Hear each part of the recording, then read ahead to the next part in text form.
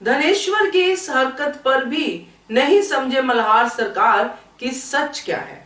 नमस्कार दोस्तों, स्वागत है आपका आपके अपने चैनल हंग्री स्पिरिट्स में। हंग्री स्पिरिट्स देख रहे सारे दर्शकों का मैं अंजू शर्मा दिल से स्वागत करती हूँ।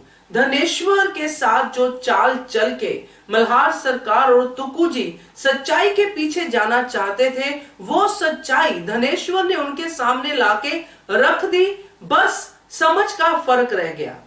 चलिए इस पे बात करते हैं, मगर पहले वही गुजारिश, जिन्होंने अभी तक चैनल को सब्सक्राइब नहीं किया है कर लीजिए। साथ में दोस्तों बेल आइकॉन दबाइएगा ताकि आपको हमारे वीडियोस के नोटिफिकेशन मिलते रहें।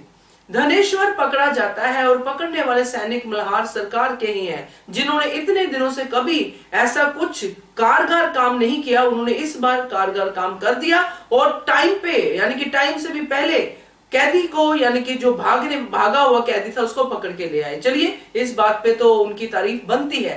मगर दोस्तों, जब धनेश्वर मल्हार सरकार के सामने आता है और अपनी गिल्ट की बात करता है कि वो गिल्टी फील कर रहा था कि मैं भागा, मुझे भागना नहीं चाहिए था, मुझे सजा मिलनी चाहिए, मुझे मार दीजिए, तो ये सारी बातें किस तरफ इंडिकेट करती हैं? अगर मैं अपनी बात बताऊं कि अगर मैं सोचूं इस बात को, तो ये सिर्फ ये बात इंडिकेट करती है कि वो कितना कमिटमेंट वाला आदमी है धनेश्वर। अगर धनेश्वर के मन में इतनी सारी गिल्ट थी तो इतने दिनों तक वो छुप के क्यों रहा? अचानक से धनाजी सरदार ने उनको गिरफ्तार किया, उसके बाद उसकी गिल्ट जागी और वो भागकर भी नहीं भागा। ये सारी बातें इसी तरफ इशारा करती है कि वो निर्दोष है।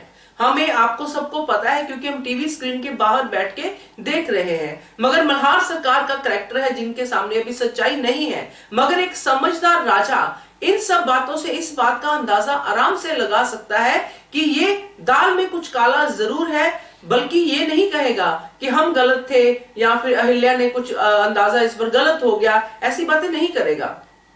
समझ सकते हैं मल्हार सरकार की वेदना, उनकी पीड़ा, क्योंकि इस समय उनके राज्य में बहुत सारे संकट हैं और साथ में अहिल्या उनके साथ नहीं है। इसलिए शायद थोड़ी देर के लिए वो इस सोच में चले जाते हैं, मगर अल्टीमेटली वो आएंगे इसी सोच पे। मगर मेरे हिसाब से ये सीधी सीधी इंडिकेशन थी धनेश्वर की तरफ से कि मैं ईमानदार हूं, मैं सच्चा हूं और मैं मुसीबत में हूं, मुझे बस आप मार दो, क्योंकि मेरी मारने की ही कमिटमेंट है। मैं मरूंगा तो मेरा परिवार बचेगा। ये सीधी सीधी बात थी जो धनेश्वर की बॉडी लैंग्वेज कह रही थी, धनेश्वर की बातें कह रही थी। मगर मल्हार सरकार ये बात समझ नहीं पाए। आने वाले समय में समझेंगे या नहीं समझेंगे, क्योंकि ये काम अहिल्या ही करेगी, तो ही ये काम जो है खत्म होगा, तो ही सच्चाई जो है सामने आएगी और जो धनाजी सरदार खुश हो रहे हैं उनकी सच्चाई भी सामने आएगी। तो मेरे हिसाब से ये मल्हार सरकार को समझ जाना चाहिए था। आपका क्या कहना है, कमेंट करके बताइए। Subscribe to our channel by clicking the subscribe button. Click the bell button and enjoy the latest uploads from our channel.